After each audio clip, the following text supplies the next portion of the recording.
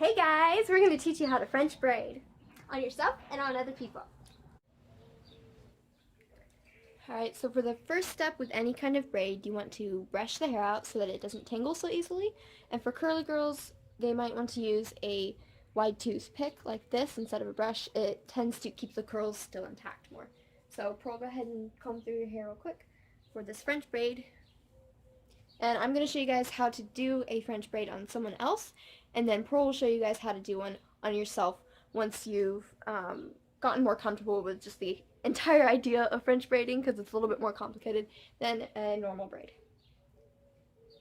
So once you've combed through the hair to untangle it, what you're going to do is go ahead and tip your head back so that we can see, is we're going to grab a good portion, and I'm using a comb just because if you haven't done French braiding in your hair a lot, it's not going to naturally fall into the sections. Now, once I have done enough, I'm able to just go like this with my fingers. Go like that. You want to get rid of any kind of middle or side part. And pull a good little section from the top to your head back over here. We're going to grab our top section right from the forehead. Make it whatever size you want, depending on how tight you want your French braid to be. I like to do them a little looser so it looks more full. Alright, take your fingers like this to create 3 sections, one in your left hand, one in your right hand, and then just keeping the middle one I'll just, kind of pass it between the hands like that. People have different fancy ways of holding the sections of hair. I've never learned. If it's easier for you, go ahead and be amazing. So then we pull that one, I just flip my hand like that. Doesn't matter which side you start on, really. To start out, you don't take sections yet. You just put your left over the middle, right over the middle, and then hold it all in one hand. I loop the left one over my thumb just to keep it separate from the rest of the hair. Grab your left section. I do them pretty big. Smooth it out so it doesn't bubble. You add it to your left piece. Alright, and then you put all of that over the middle piece. Same thing now with the right side. Grab that new section, add it to the original right side section, put it over the middle, and just keep going like that.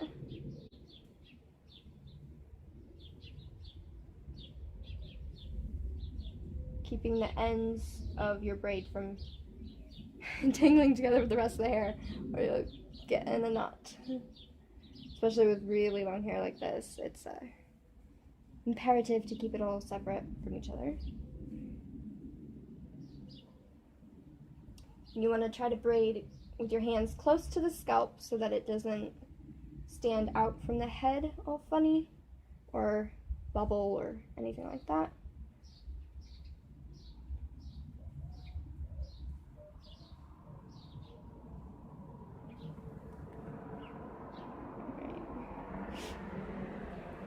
Left over middle.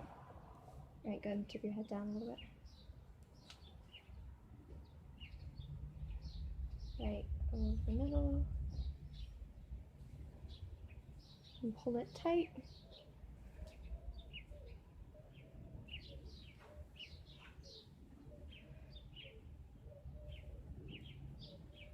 Left over middle.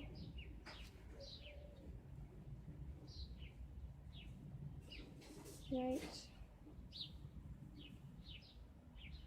over middle.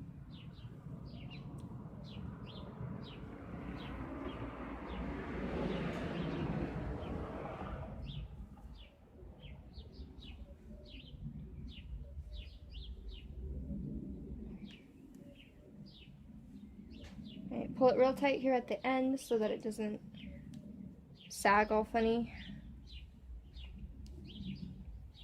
Alright, go ahead and tip your head down. Perfect, thank you. And then just finish up the braid with left over middle, right over middle. Real quick like that. Just a regular braid at this point.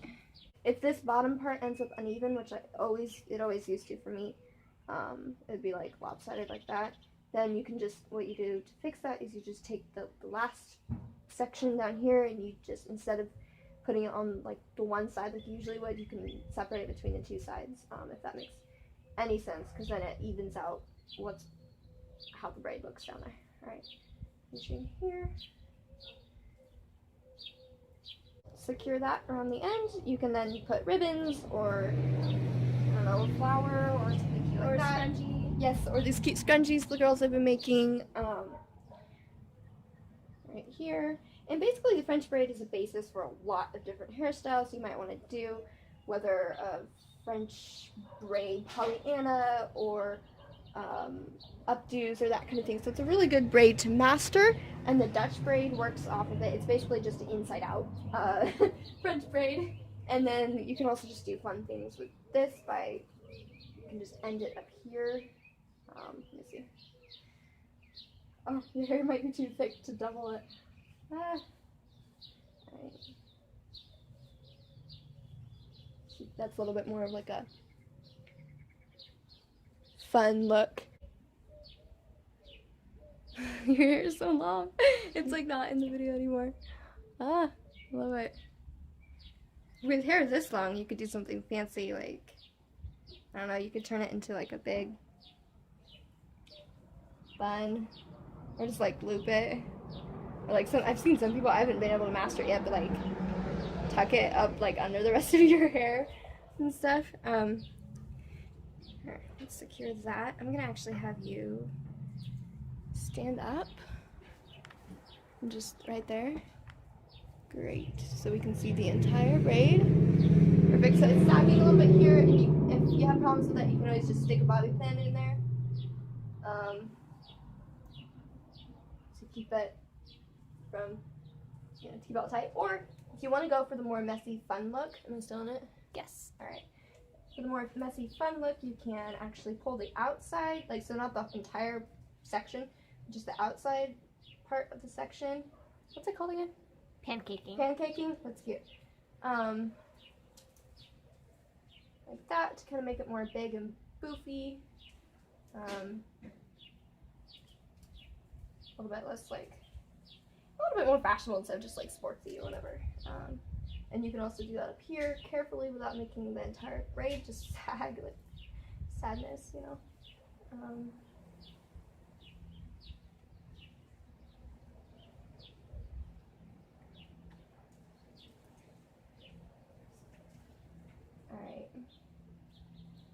Alright, go ahead and tip your head back so you can see the top. There we go. There's our first section right there that we grabbed. We braided that by itself for once, both sides, and then started adding in. And this is a big, loose version. You just take smaller, tighter sections and just do more little braiding, you know, as you go. If you want it a more, I don't know, cleaner, less boofy look. And there's your French braid. Can you do a turn around real slow? Awesome. Tip your head back so we can see it. Great. Thank you so much, Princess M. Shout out to our great model. Yay!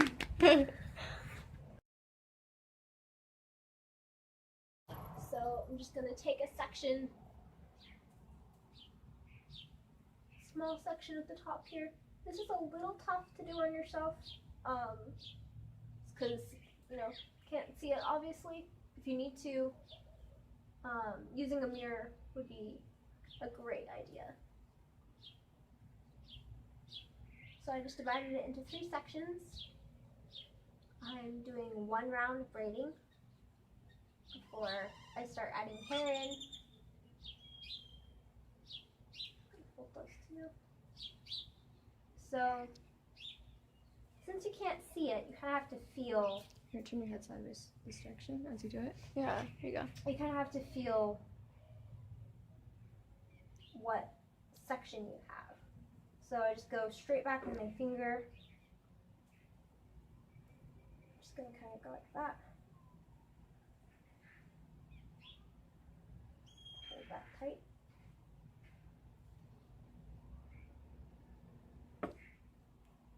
This definitely requires some muscles to do it on yourself. It was very hard at first when I first tried to, because band. You just kind of have to keep your arms back there. Another section there.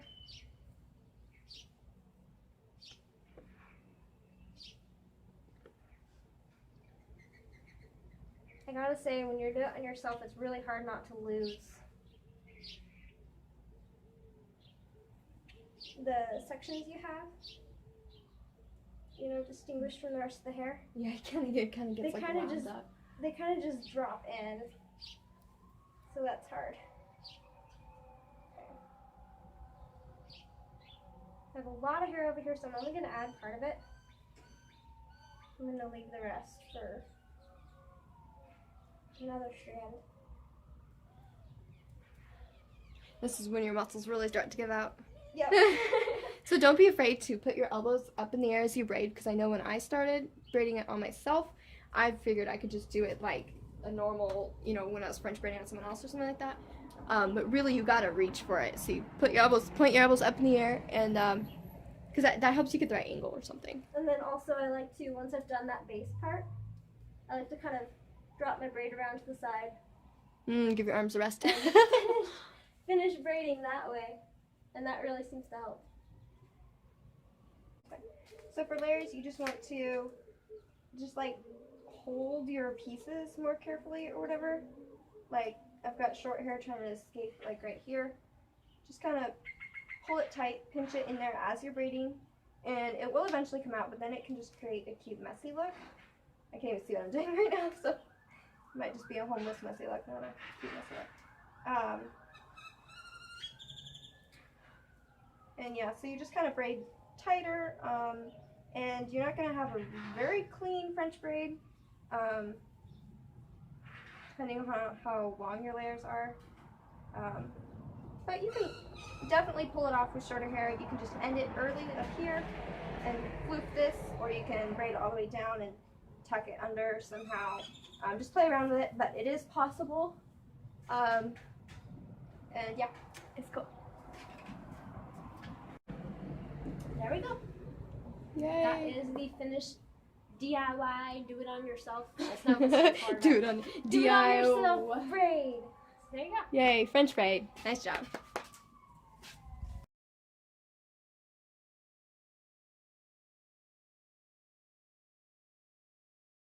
Thank you so much for watching this video. We hope you enjoyed and learned something new today.